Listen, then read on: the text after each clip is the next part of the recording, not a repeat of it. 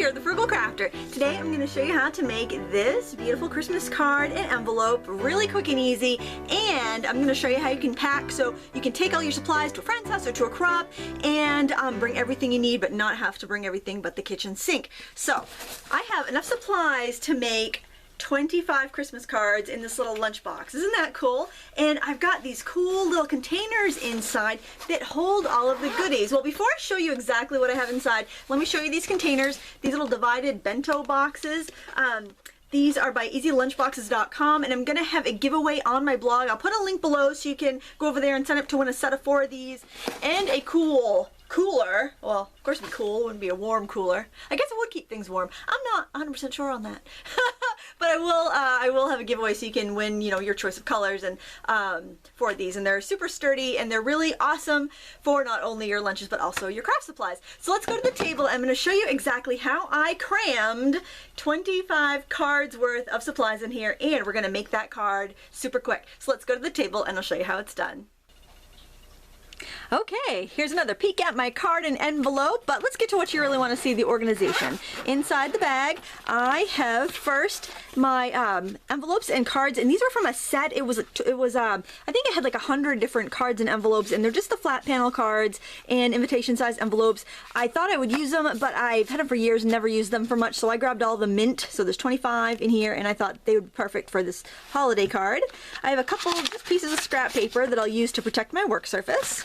And I have 2 of these lunch boxes that are filled with all of my supplies. You can put up to 3 in here, so if you wanted to like bring these 2 and then take a third and put your lunch in it, you could totally fit that in there for a crop. I tend to like to order Chinese food when I go out cropping with my girlfriends, but to each his own, or her own. So in here I have some of my favorite supplies and actually everything I'm going to need to do these cards, which is great if you're crafting on the go or upstairs where it's heated in my case.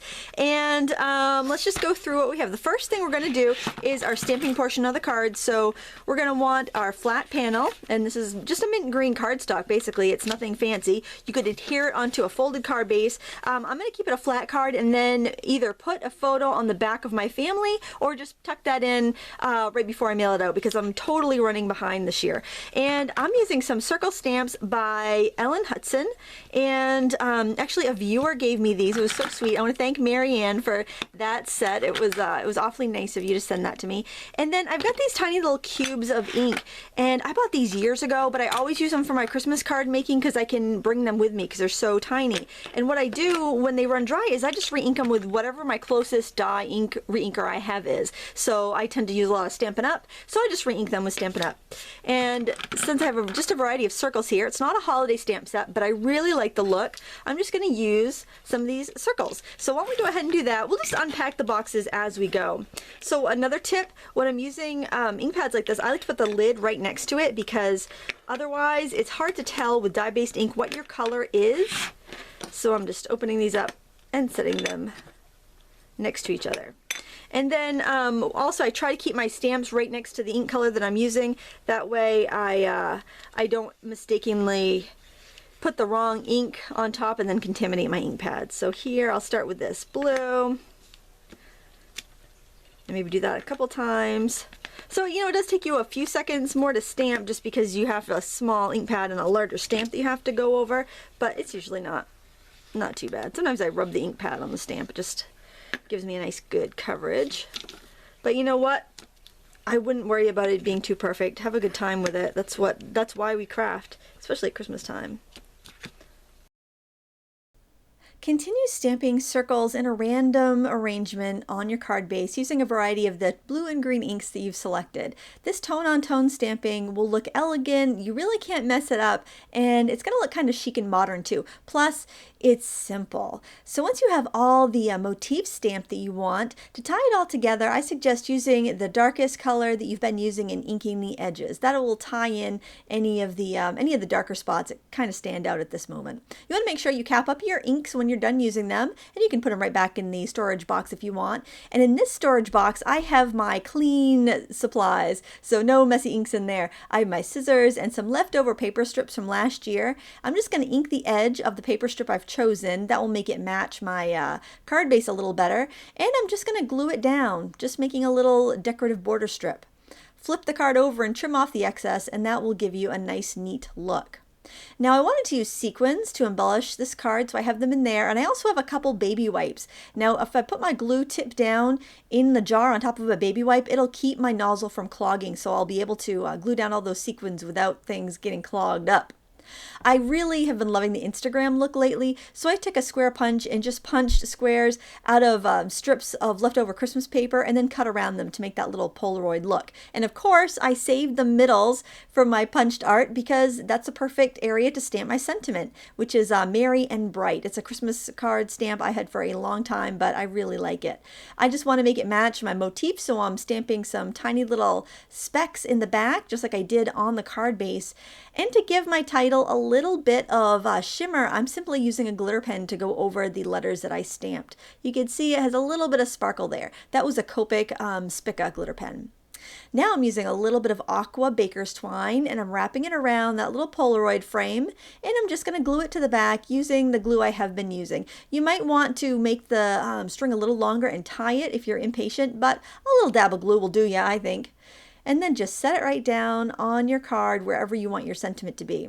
I'm putting a clear block on top of it just to hold it down where the string is so that it won't pop up while it's drying.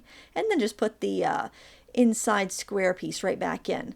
So that's kind of a nice way to get double use out of your paper. One side had the pattern on it, the other side was plain. Now for the sequins, I wanted to make sure that they weren't going to pop off, so I experimented with a couple of glues, and I asked my friends over on my Facebook page what they recommended for gluing sequins to cards, and several people said to use Eileen's Jewelette glue, and I had that, so I decided I would use that.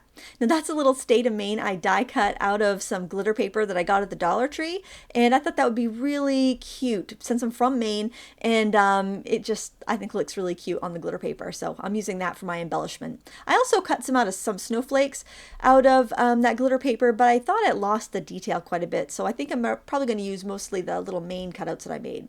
A little bit of washi tape adds a really nice decorative touch. I like washi tape because it's kind of transparent, so it lets the beautiful background we stamped as well as that strip of pattern paper show through, so it just kind of makes everything match naturally. Now I'm going through with my fine tip applicator. So I put my glue in those fine tip applicators. It doesn't come in that, but I find it really useful. And then I'm simply going to drop the sequins into the glue. I'm sticking with cool color sequins like silver and green and blue because they match my card, but you can use whatever colors that you like for your project. I get the bags of multiple colored sequins at the craft store, and I swear they multiply when I'm not looking because I use them and use them and use them, and I never make a dent in the bag. I think the bag is fuller than when I bought it. So get one bag of multi-pack sequins at the craft store and you'll be set for life. It's like, I don't know, it's crazy. The sequins that never run out. And I found one other little sequin that I like the looks of, so I thought I had to add him up there at the top. I really like the sparkle. And just think, if people hang these in their living room near their Christmas trees, then they're going to catch the little reflections from the tree lights, and they're going to be so pretty. And you can see as I tip the card how much sparkle it has. So much fun. I found this glitter tape at the Dollar Tree the other day, and I thought Christmas cards, it's going to be perfect. I only have to use a little bit and it's going to give me a punch. I will warn you that stuff isn't very sticky, so make sure it's not actually having to hold anything down. It will pop up on you, so just keep that in mind. And I think I'll put a little sequin on top of it. I like layering and clustering on my cards. It just seems to give it a really cohesive look. Now I want to make my envelope match, because I think if you have a few extra seconds, stamping the envelope makes a big difference. I'm just going in with the same colors and the same stamps that I was using on the background, and just stamping a couple of the circles just to make it look a little more special. And it'll be fun to get that in the mailbox, you know. It won't look like a bill, it'll definitely look like a fun card. And then just a strip of washi tape in the middle of the envelope, a little bit lower than the middle, so you can write your address on above it. And there's your custom envelope to go with your card. I think it looks so fun and nice. I want to thank you so much for coming by and visiting with me today. I hope you make your Christmas cards at home, and if you want to share them, you totally can on the Facebook group. I also want to invite you to come over to my blog and sign up for the giveaway for these wonderful lunchboxes from EasyLunchboxes.com. Our sponsor today. You get a set of 4 lunchboxes and the tote up for grabs on my blog. So please come over there, check us out, give me a thumbs up and subscribe, and share share this video with your friends. I sure do appreciate it. Thank you so much for stopping by. Until next time, happy crafting.